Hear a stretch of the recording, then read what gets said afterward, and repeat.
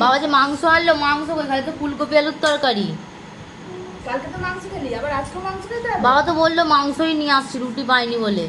ঠিক আছে, রুটি পাইনি বলে মাংসই হয়েছে। কই মাংস? আই ভাই তোমার দিকে দেখছে ভালো করে। একদম বুঝে শুনে দিয়েছি, 4 জনের 4টে পিস। এই দেখ, একটা, হ্যাঁ। দুটো, তিন। না আমি দিয়েছি 5টা।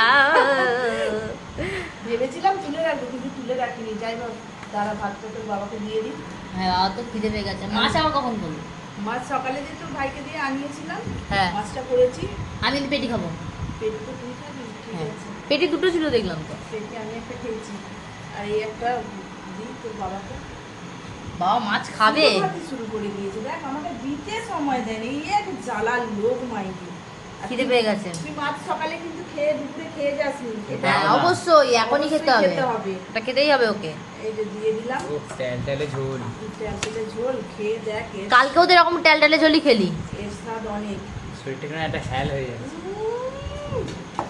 শরীর হিট আর ফিট হয়ে যাবে। বাবা কেন চুপচাপ খেয়ে যাচ্ছে মা? ঘুমিয়ে পড়েছিল না তোর বাবার, তো একটাই মানে ডিউটি, হেঁটে এসে ঘুমিয়ে যাওয়া। হেঁটে এসে ঘুমিয়ে পড়া, ভোরবেলা উঠে মাছ দেখে খাও, কাঁটা আছে। মাছ দেখে। যাই হোক, আমি ভাতটা নিয়ে বসি, আমারও খেয়ে পেয়েছে। হ্যাঁ, ভাতটা খাই। কেউ আটকে রাখে না, বসে পড়ো। সেই খাচ্ছ বলো, একদম গরম গরম ঝোল।